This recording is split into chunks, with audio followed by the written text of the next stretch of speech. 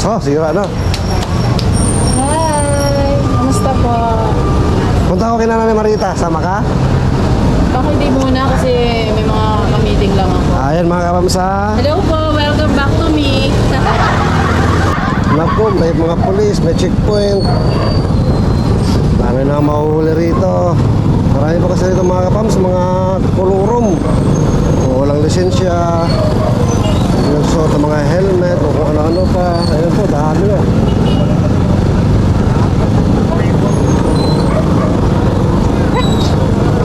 Kapagabi na ho to mga Kapams, no? Samahan niyo po ako. Punta natin na Nanay Marita. Bisitahin po natin. Medyo matagal-tagal na po natin hindi na bisita si Nanay Marita.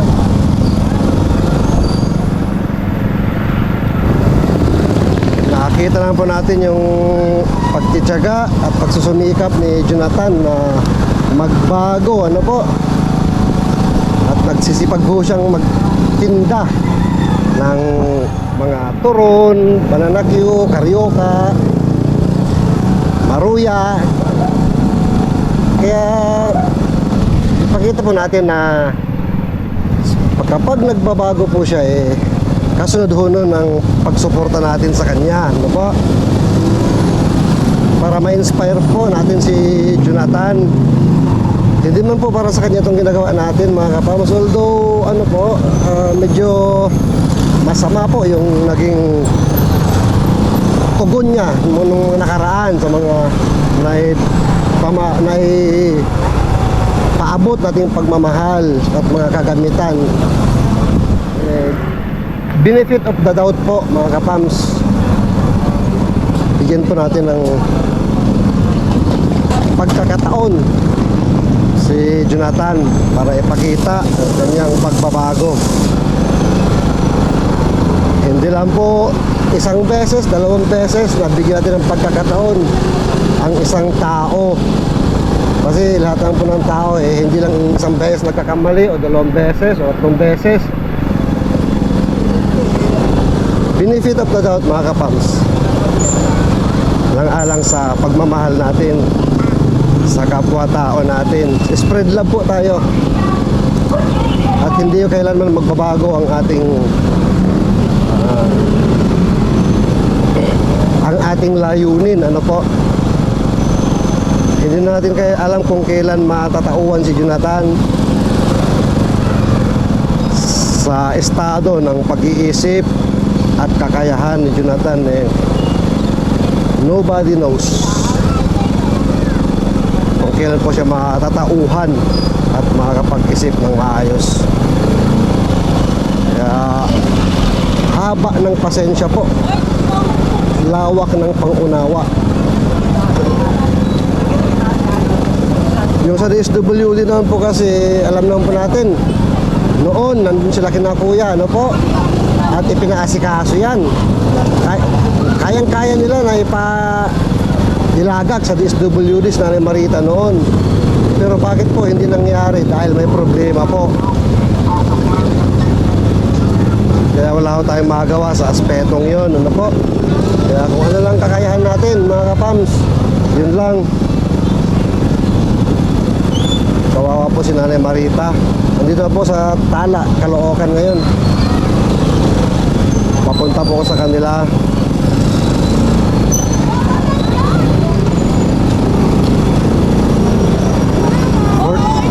For the meantime po papamili ho natin muna si Nanay Marita ang grocery rito mga Kapams. May isang grocery rito na pinamilihan namin pag pupunta kami kay Tatay Antonio. Doon po tayo mamimili.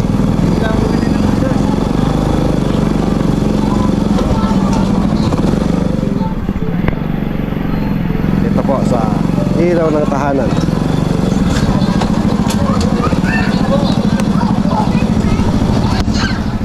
Labasan po ng estudyante mga Kapams, kaya daming tao magsusundo, mga estudyante, labasan. Maliho tayo muna.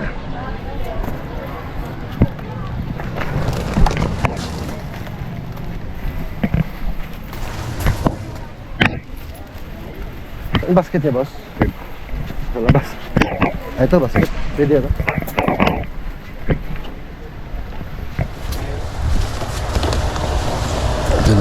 else? Seafood ba?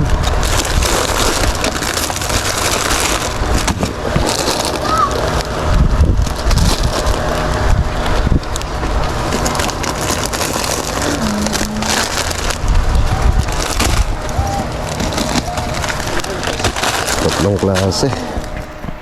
Tapos biskuit po na Nanay Marita.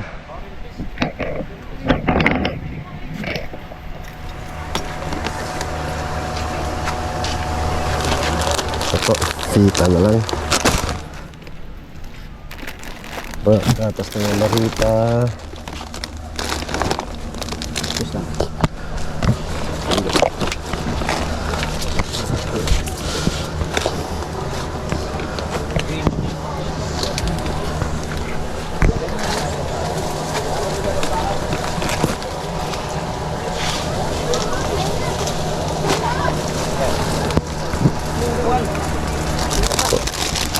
Gatas.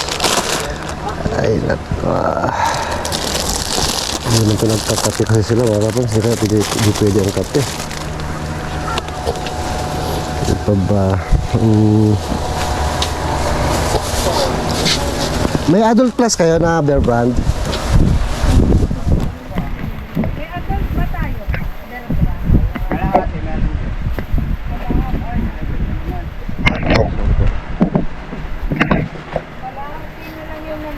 Ah, sige, adult po. Adult plus po. Wala na po. 4 na piraso na lang. Wala. Pang bibili natin mga kapag. Okay. At mga okay na po ito. Para lang pagkain-kain sila na po.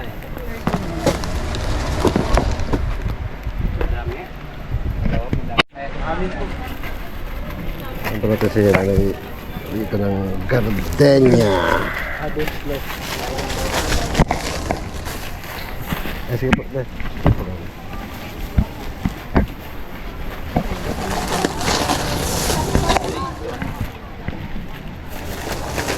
Ilang maliit lang na garden. Apo.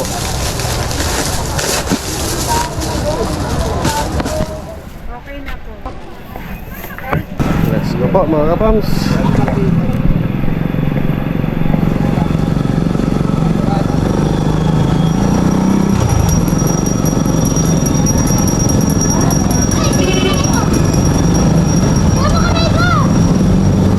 Traffic na po rito.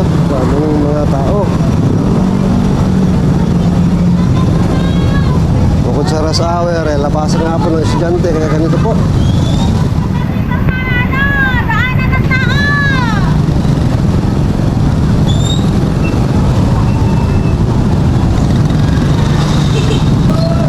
So nga po pala mga kapams, ngayong araw na to hindi dumaan si Jonathan sa bahay.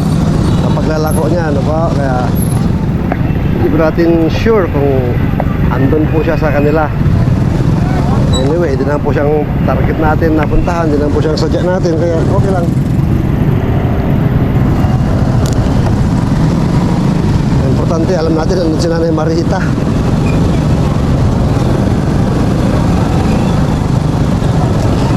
Ang problema lang po kay Nanay Marita, hindi natin makakausap mga kapams. Pag makita tayo nun, iyak lang yun. Actually, hindi naman talagang iyak, ano po, kasi kita naman po natin, halos wala tayong makitang luha most of the time. Pero yung emotion niya po, yung nararamdaman niya pag makita niya tayo, is andun po. Shortcut na po tayo mga kapatid kasi medyo papadilim na. Bulan tayo ng gabi sa daan.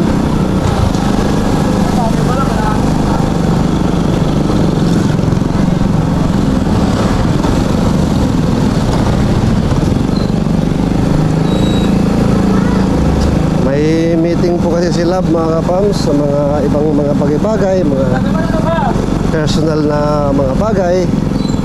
Kaya this time po is ako lang muna mag-isa, ano po.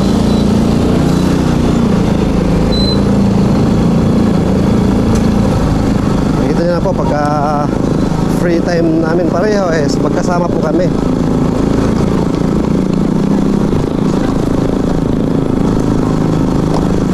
Pero Panoodin nyo na po sa ano na po, ano? Sa Ka-Fams Official. Baka sakaling na-upload niya yon. Magkuha na niya ng video yung mga ginagawa nila.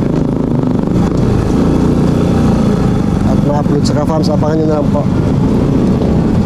Nahulog na naman po ang salamin. Pabihira ang salamin na to.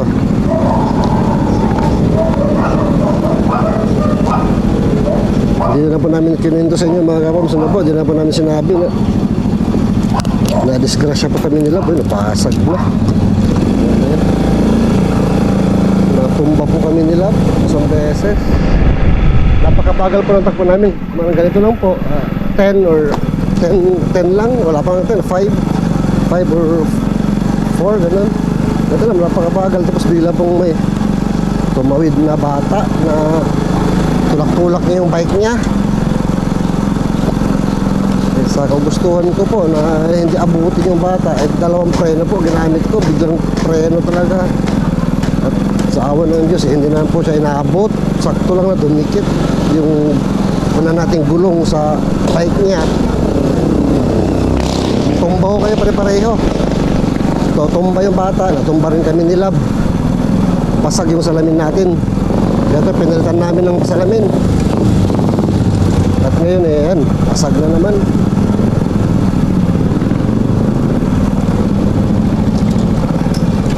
Hindi naman po natin pwedeng pabayaan na walang salamin si Power kasi napakahalaga po niyan mga kapatid sa mga lahat ng driver. Naiintindihan po yan na makita mo yung nasa likod mo.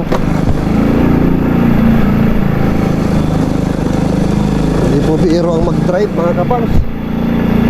Mata mo nasa unahan, nakatingin, tapos nasa gilid ng bawat daan, kaliwat kanan, sa harapan. Kasi yung mga aso, yung number 1 ano po, bigla na tumatawid mo yan, tumatakbo. Baka biglang may tumawid na aso, mapundol natin, tumba tayo. Tapos side mirror, nakaliwat kanan.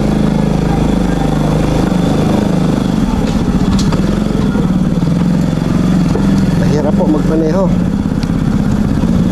Ito po, isa ho itong dahilan kaya nasira ang mata ko. Dati po sa probinsya pag may pinagmamaneho po ako, halimbawa ito po, mula sa amin hanggang Oroqueta City, napakalayo po nun mula sa amin. Dadaan pa ng Jensan, punta ng Cotabato City, dadaan po yun, Parang, Pasapano, dadaan po namin lahat yan. Matanog, dadaan po yun. Tapos Lanao, Pagkadian, dadaan ng Osamis, tsaka Misamis, Osamis City, tsaka Misamis City, bago makarating ng Oroqueta. Ilang oras po na biyahe yun. Kung aalis kami ng alas 10 yata ng gabi, dumating kami ng Oroqueta is alas 8 ng umaga yata po yun. Saka mabilisan po ang takbo. Ang nakasira ko talaga ng mata sa driver, yung mga kasalubong po na nakahay ang mga ilaw. Nakakasilaw po yun, nakakabulag. Dito na po tayo, malapit sa kanila mga Ka-Fams. Ano po?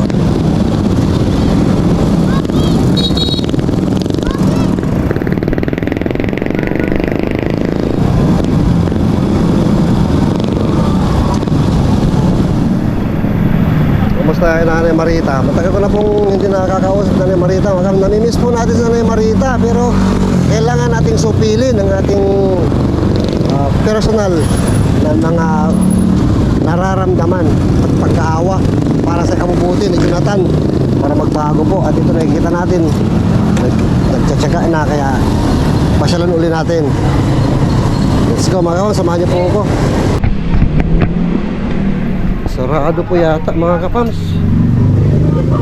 Sarado nga. Balikan na natin dun sa may school na tinatambayan nila.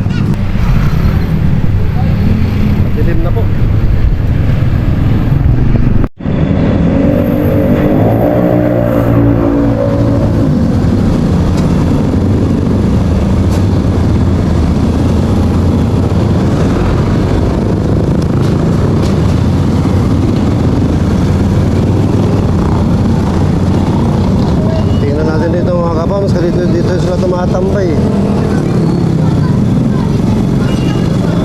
Nanay Marita. Wala po rito, kaya diretso po natin sa may school, baka andun po. Traffic pa naman, daming estudyante kasi. Ay, di pwede pumasok ng motor, dito na po sa power. Power.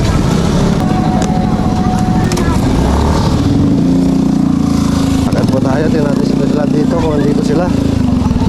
Kung wala pa tayong makagawa. Ano po, siguro tingnan natin kung ano sa ating Indian vlog para makapagtanong tayo saglit.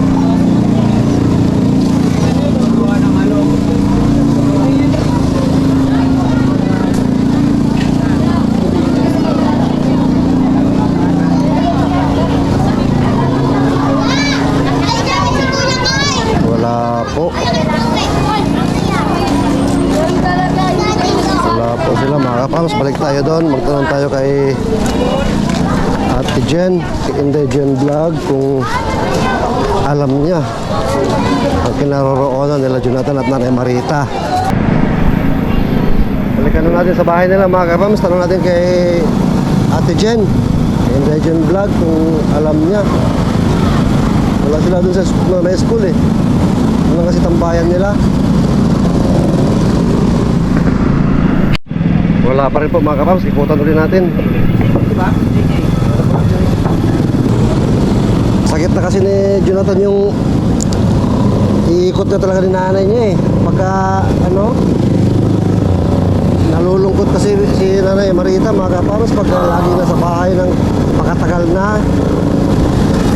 Kaya kahit hirap si Jonathan, kahit sira yung wheelchair, eh no choice ho siya kundi iikot niya nanay niya pagkagaling niya sa paglalako.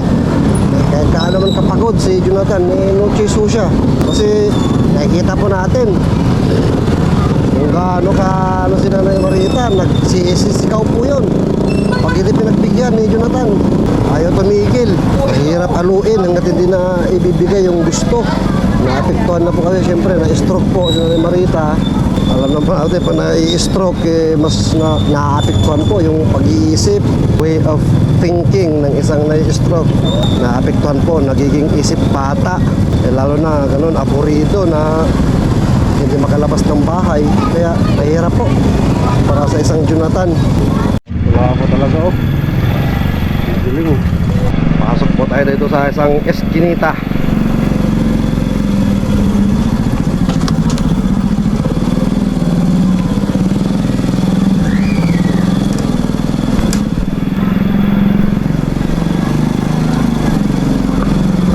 Dalawa po, inahanap natin ano po, si La Jonathan tsaka si Ate Jen.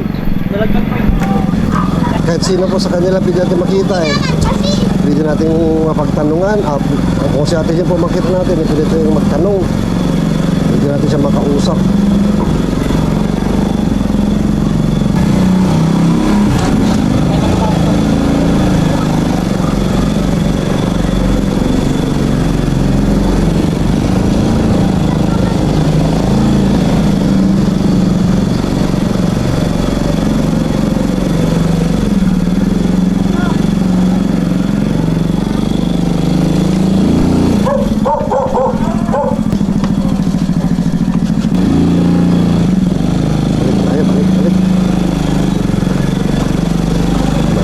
Mga kapams, gabi na.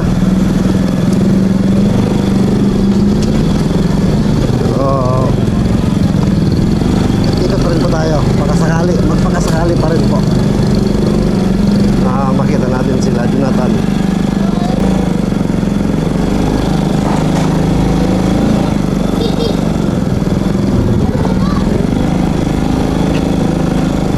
Po mga kapams, no? Kahit ako siguro magtulak ka na Nanay Marita, napakahirap itulak ng wheelchair na yun mga kapams. Tagilid kasi yung mga gulong niya, both sides, nakasandal sa katawan ng wheelchair. Tapos sira na rin. Kahirap po. Kung yung normal force po ang gagawin mo para itulak, eh hindi mo maitulak yung wheelchair. Kailangan puwersa po talaga para maitulak. Baka 10 metro pa lang tumigil na ako pagka ako yun. Hirap po talaga mga kapams. Kaya grabing sakripisyo po ni Jonathan. Dito kasi,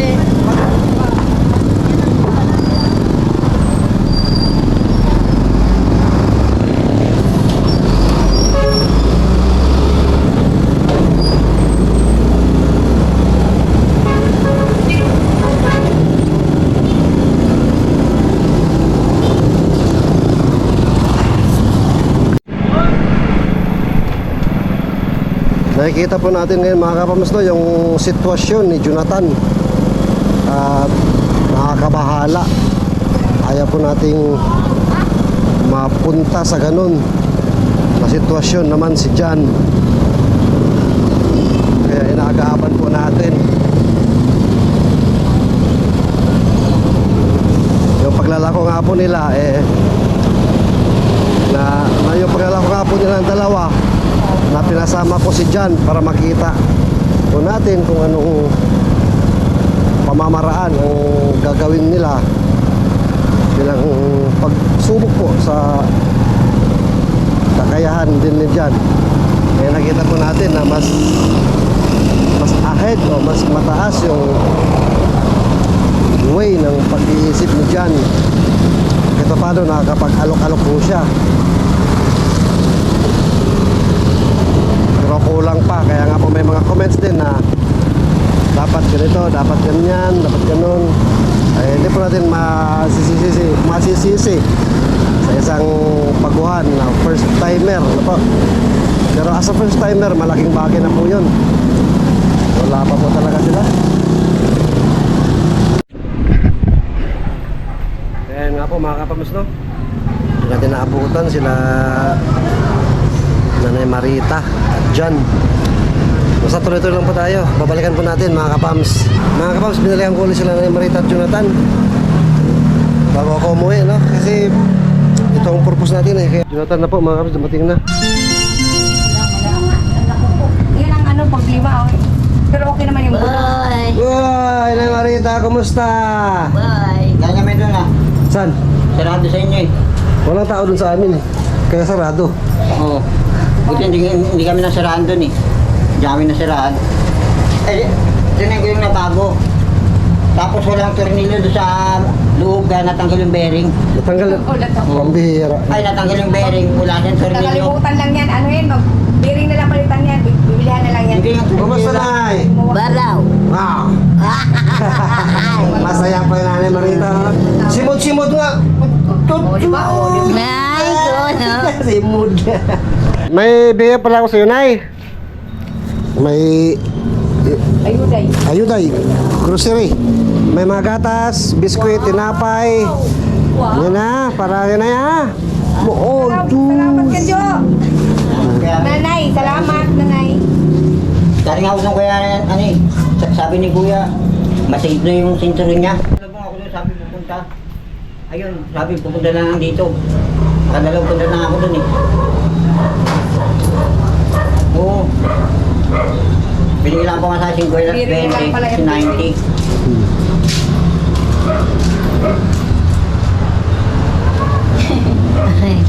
Galing nga ako sa kanila. O, dyan mo na kayo, Han. Sige, Ako sige. lang. Kumusta na, Nay? Dawawan. Hoy. Daw. Ayos lang? Oo. Wow, very good. Ayos lang.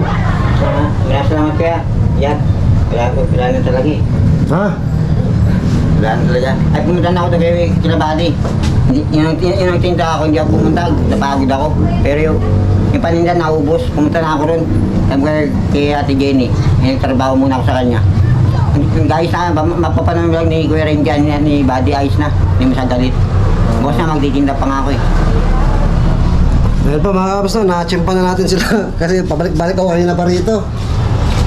Dahil sa akin gagawin ng hapon eh. Bukas magtinda ka ulit. Oo. So yun, sige, very good. Basta tuloy-tuloy lang yan. Wala nga ako gawin dito eh. Hoy, Yun. ano mo na ko daw? Ha? Wala ko. Ano yun? Oo. Pagupit? Oo. Oh, Diyos, gusto ng pagupit na ni Marita. Wala ko na din. Ah, ito na, may pera para sa pera mo. Oo. Oh. Wala ko na ko. Ingatan mo yung pera mo, ha? Oo. Ah, gusto nila yung pagkapit? Pinagupitan niya ni Ate Jenny yan dyan. Oo. Hindi mo may klipa oh. May clip pa, sa kana daw. Sa kana, pag mahaba-haba konti ha. Ah? Ma'am, sa kana, pag humaba-haba konti, may clip pa. Ah, basta may pera ka dyan, ingatan yung pera mo ha. Oo. Ah. Sa kana, pag humaba-haba konti. Ayan, tsaka mga pagkain mo. May tinapay ka pa rito, may gatas, may biskwit. Marami yan. Ha? Oo. Dali nga kami nga doon, sarado. Dali mo yung lalaki doon yung may tato. Yung nandito, yung gumagawa ng motor. Hindi pa nga aso mo sa labas eh. Alaw na sa lubi. Kumain na kaya hapunan? Hindi, bagay niya pa tanghali yan. Ah, di ba kagahapon ano? May gatas naman na dyan ha. Oo, pwede. Gatas lang pala sila mga kawas paggabi. Mo. Marita Ay, mo. Diyos! Simod-simod ba eh? Diyo. Ano, kamusta naman? Jo, paglalako? Okay lang. Masaya ka sa paglalako? Oo. Yan, okay na. Tuloy-tuloy mo lang yan ha. Tuloy nga, bukas na magtitinda pa nga ako. Very good. Para... Sabi naman sa'yo, basta pinakita ang pagbabago mo, suporta kami sa'yo, no? Ito nga pala, Jo. Sabi naman ganyan. Para sa'yo. Wala na mangyari dito eh. Ikot ako, nangingin ako, wala na ako napapalasan. Pagod lang ako. Magkano yung binigay ko? 2,000. Mama G, Summer, salamat po. Sila na naman yon. Oo. Sila nagbigay ng grocery mo, tsaka yung pera mo, tsaka Nanay Marita. Salamat po sa inyong dalawa. Ma'am Summer, tsaka Mama G, tsaka Summer. Salamat po sa bigay ng nyo. Sabi nila, pakabait ka daw. Mga grocery, tsaka pera. Salamat. Para kay Nanay Marita talaga yan, pero dahil adyan ka, pasaway ka, para maalagaan mo maayos yung Nanay Marita, tsaka naglalako ka, pagbutihin mo yung paglalako mo ha, pagtatrabaho. Yan, oh. Kahit konti-konti, basta tuloy-tuloy. Kung nga, basta nga meron eh, kasi wala eh. Sayang din kasi yun eh. Chris, may ginagawa ako kaysa wala. Oo, tama. Hanggang dyan po mga kapams, tuloy-tuloy lang po tayo, spread lang araw-araw. Good vibes araw-araw. Dito lang po yan. Sa LB Vlogs Family. Bye-bye. Bye-bye po. Bye-bye. Bye-bye. Ingat lagi na ya. Pakabait ha. Oo.